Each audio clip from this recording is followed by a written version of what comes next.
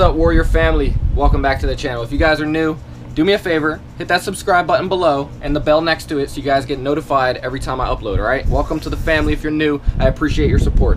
Today we're going to be painting a blank, alright? Probably a medium diver. I don't really have any particular plan or direction for today's painting video. We're going to figure that out as we go. But basically, I'm anticipating the fall. It's going to be coming up here in a month. The temps should be dropping, and these lockjaw fish out in deep water in this global warming heat, they're going to be coming up shallower and become more active, inevitably with the shad activity ramping up. So that's just how the fall works. That's what fish do, and that's when I like to target them the most with crankbaits. That reaction bite is second to none. It's a lot of fun, and they're just easier to target. So looking forward to that, and in between now and then, I basically want to get as many new custom schemes done as I can. So we're going to be doing a bunch of these videos, hopefully. And thank you for tuning in, guys. Let's get into it. All right, folks, I'm going to tell you again. Latex glove in there first, all right? Why? Because that allows you to determine the pressure of your paint. Latex helps you make that process easy. Try it. We've got our baits right here. 2 wiggle warts. OG status right here. I mean, these are supreme blanks. No pre-work necessary. First step is tape the bill. This is a very important step. Don't mess this up. It's super easy to do. Which makes the bait look super clean on the finish. Just tape that directly straight so that there's no unevenness in that line. This is pretty self-explanatory. Just tape it straight, bro. And now we do our first coat. Unless I'm doing a translucent scheme, the first step is always an opaque white. So you guys are probably familiar with that by now if you've watched my paint videos. Alright, so we've got our opaque white in the gun. It's kind of a mix of a white that I bought at the store with a wicked opaque white. So just a custom white. Do whatever white you feel works best. I just like to have the best consistency, and sometimes it takes a custom mix. So start out with your opaque white, give it a nice light coat.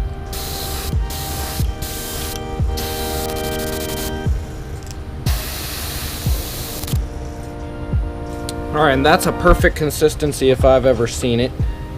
And just don't forget to heat set that. I use a heat gun. You can use a blow dryer.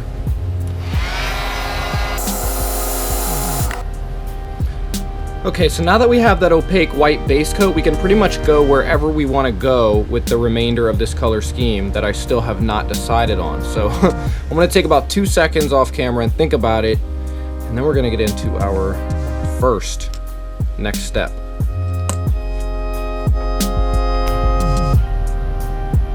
Okay, we're back. I think I've got the color scheme I want to do in mind. So I pulled out a few colors. Hopefully, I stick to this idea that I have in my head. I think it's going to turn out really well. But here's the colors we're going to use, so everything goes according to plan, and I don't go off on some weird tangent here. We've got a pearl green Testors paint. We've got a fluorescent pink or fluorescent hot magenta Testors paint, a pearl gold Testors paint, and then a US Art Supply Canary Yellow. Let's go to the first step, which I think is going to be yellow. Yeah, we'll go with that one first.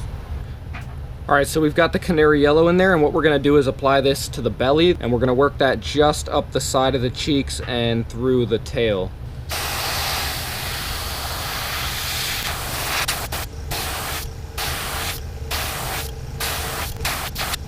Same thing on the other side.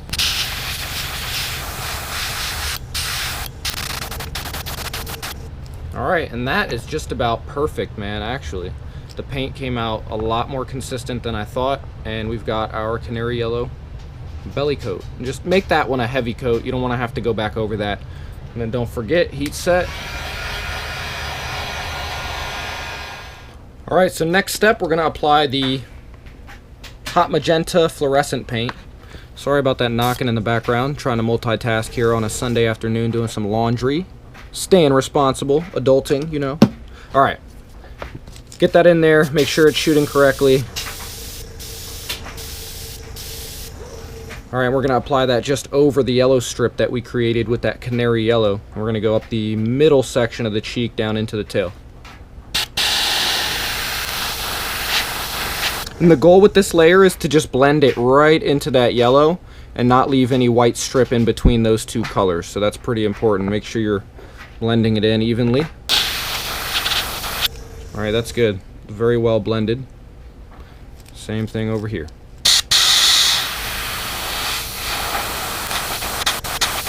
We're going to work that pink a little bit up the sides, just underneath the eyes. And you can be generous with the pink here, because we're going to be covering the back with a darker color, so it really doesn't matter if it overlays onto that top.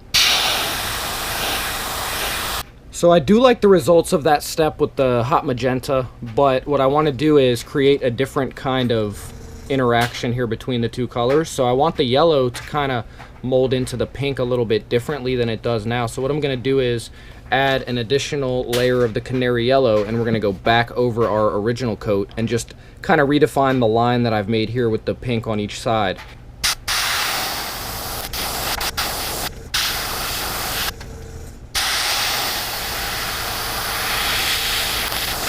Alright, you can see we kind of went heavy with it, but it definitely made the line a little bit different and gave it a different look, and I like that better. So, satisfied. On to the next.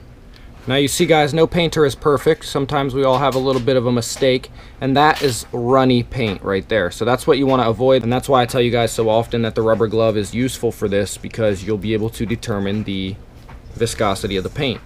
But the great thing about this color scheme that I've come up with just in the past like 20 minutes is that we're going to cover this with green, so that little flaw right there is going to be totally invisible.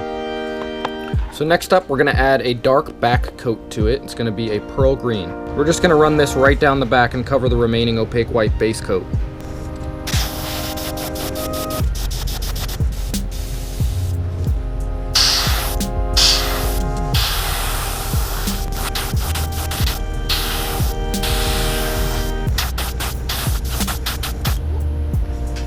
Alright, now that is looking excellent. That green came in well.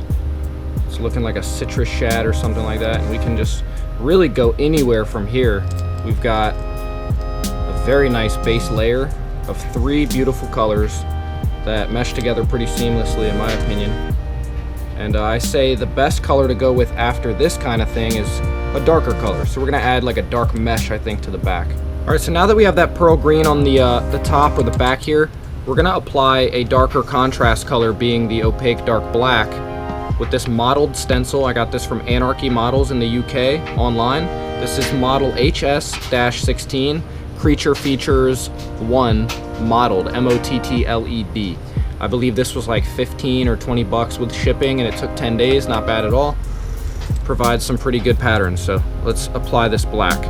Be really careful, because you can scratch up your bait, so just try to be nice. To get that contact with the bait, I put a clip on the back of the stencil to weight it down. You've got the black in the gun. Let's shoot that up real quick.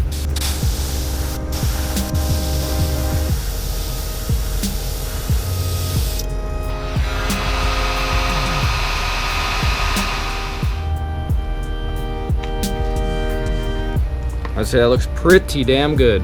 That black really contrasts well. I figured it would. You have a bunch of light colors, use some dark, contrast, pretty simple. But that's like a leopard back pattern. Oh yeah, that came out real well. And now we can add, some other kind of stenciling to this strip here, and we'll make that like a gold.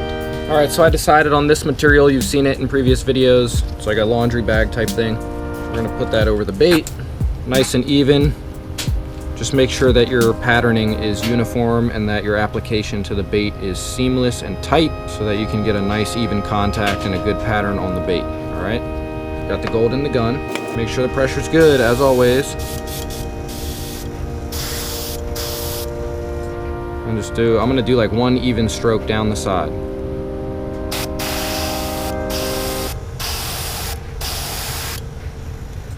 Just like that, that's it. And heat set it, and we'll turn it around and apply the same on this side.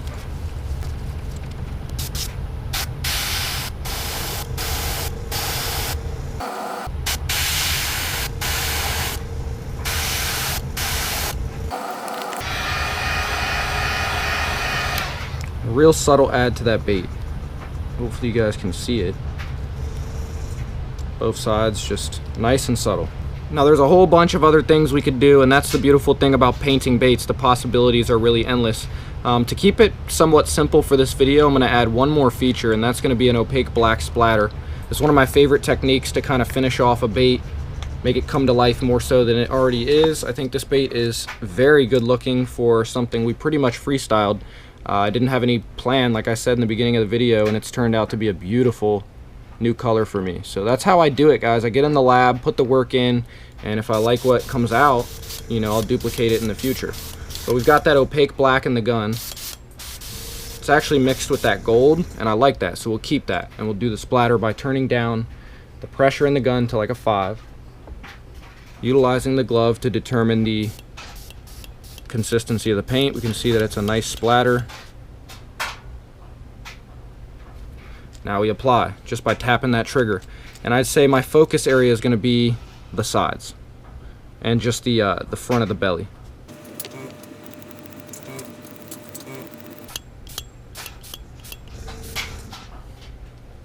And that's really all we want to do right there, just to add a little bit extra to it and complete the bait, and then we're done. You know, sometimes you get too intricate and the bait starts to look fugly. I think we're at a good point to stop and give this guy a clear coat, and she's complete. But hopefully you guys enjoyed this video. I love this color already. I know it'll work, and we'll get that out ASAP.